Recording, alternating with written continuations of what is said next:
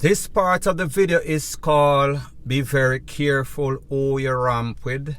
Be very careful who you threaten, especially if at the popo. If you think that the criminal elements in a Jamaica are ultra sensitive, the popo are even more sensitive when it comes to getting any sorts of threats that applies to their lives. A couple of weeks ago, two individuals, one's name is Mr. Hall and Mr. Gardner, the next one, they decided that they were going to go on some sorts of robbery spree in a St. Elizabeth's. Them pick out a bar, however, them pick the wrong place for broken at the wrong place for rob. There was a viral video, everybody saw it, in which them stick up the place, everybody held at gunpoint. However, the person with the most important gun, who happened to be a sharpshooter, who happened to be the boyfriend of the owner of the bar or one of the owners of the bar, him turn the table upon them, him wheel and pop off and blaze up two criminal. The next one run, take for himself. Disturbingly, a couple of days ago, they held some sorts of candlelight vigil for those two scumbags. And there were all sorts of pictures, all sorts of pins posted in a real life and in a social media saying they are gone but not forgotten, how they missed them and gone too soon. That kind of disturbed the whole neighborhood. What was even worse is that they must say they are going to plan some sorts of reprisal against the popo, against anybody that was involved, including the bar owner and her husband or the co-owner of the business. But people like them say, man a plan, God a wipe out. Just like how them a plan. The people from CTAC, Major Investigative, and JCF, they were planning for them. So they set up a targeted operation aimed at these individuals, including the one that escaped. They went to a community called Oliver Garden, that is in Clarendon, and they make a raid. When them go at this house, they found at least 5 pieces, meaning 5 tools, and they arrested 2 individuals. So people, watch the maths. The incident in which the robbery took place was in a place called Trial, that is in St. Elizabeth's. These people or their cronies were making all sorts of threats. These people, 2 individuals, Gardner and Hall, the 2 men that lost their life, they are from Clarendon, Farm, Oliver Gardens to be specific. So therefore, the popo knew exactly who they were going for, who were the persons that were making threats. So therefore, maybe them should keep them mouth and shut the ass up. Because when them talk, all they did is taunt the popo, and that is the last thing that you want to do. He that exalted himself shall be abased, meaning abased. If you beat up yourself and I send any sorts of ish to the popo, you know that they are going to respond accordingly. You are always going to end up on the SHITTY end of the stick.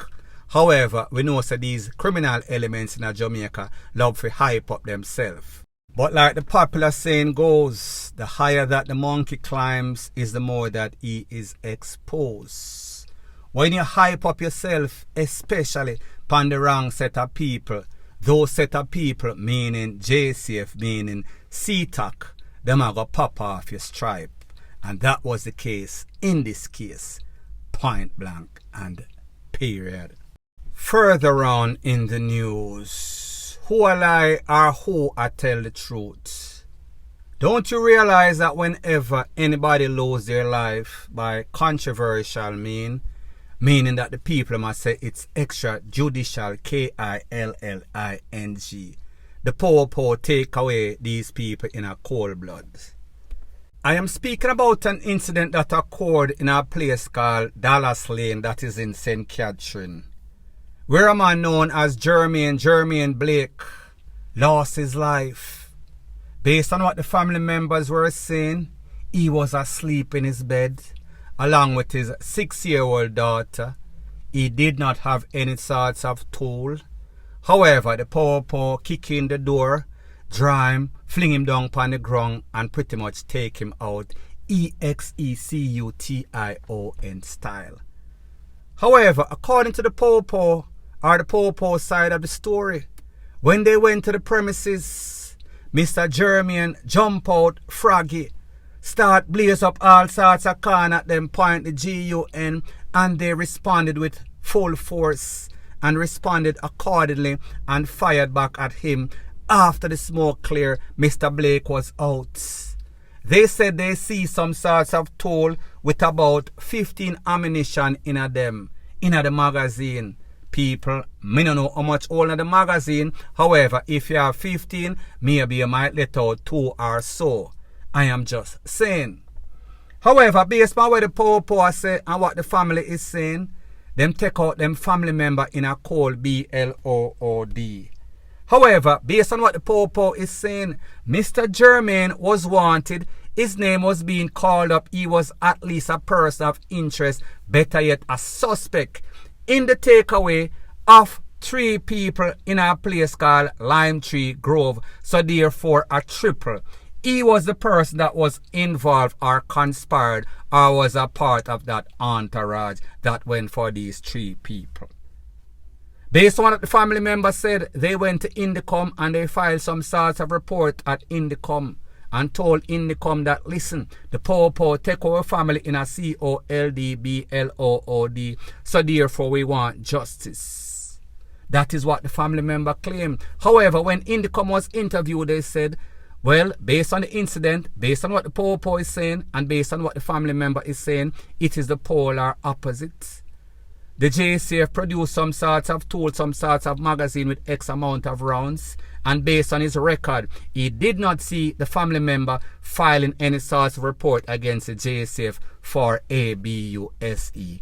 The family member, however, said that they went to Indicom several times because this youth was getting all sorts of threats. As a matter of fact, they quoted one of the Popo singing a song and said them have them AK for spray and take him out of here.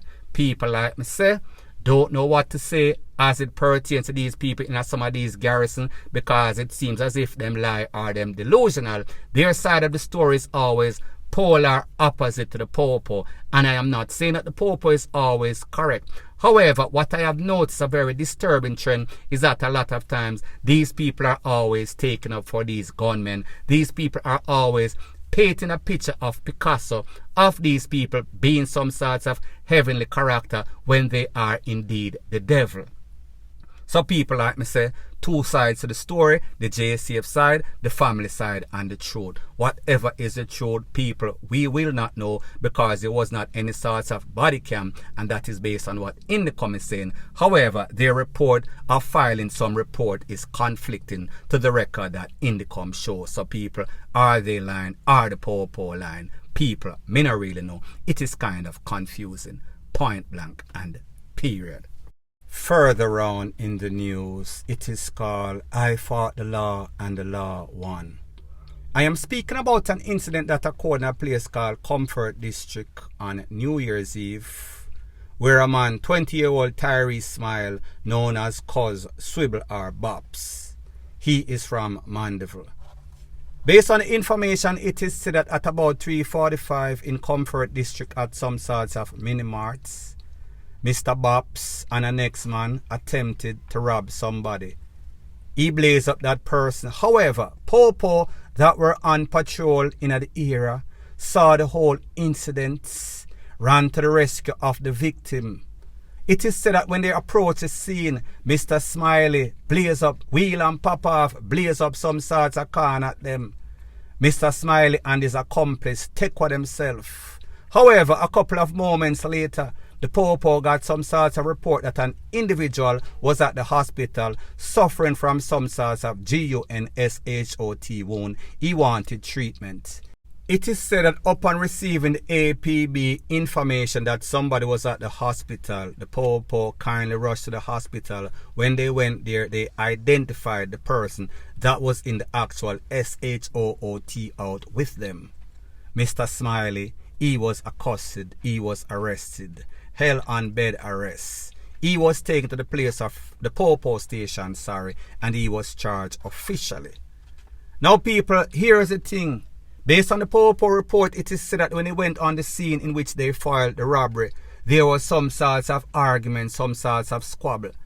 These people were trying to rob the people, however, them in a some sorts of argument with them, they were using sykes. That gave the Popo time for position themselves, blaze up some corn, and even while these two individuals got away from the scene of the crime, they were caught soon after. What is even worse, and what this shows you, a lot of these people you see act like they're big, bad and bold whenever they are held, because based on what the Popo are saying, this man gave them information as to where he had the tool. They went to the specific location, located the tool along with a magazine containing 17 rounds of ammunition. He was charged for assault with intention to rob, assault at common law, and for the fatal SHOOTING of a man, and unauthorized use or possession of a firearm and ammunition. So people, pretty much his goose is cooked. Hopefully, hope for the best and expect the worst. This is Jamaica, point blank and period. So anyways people, thanks once again for checking out my video. If you appreciate videos like these, please show your appreciation by liking, commenting, sharing and subscribing to my channel. That is how YouTube promotes videos like these to like-minded, sensible persons like yourself. Bless up.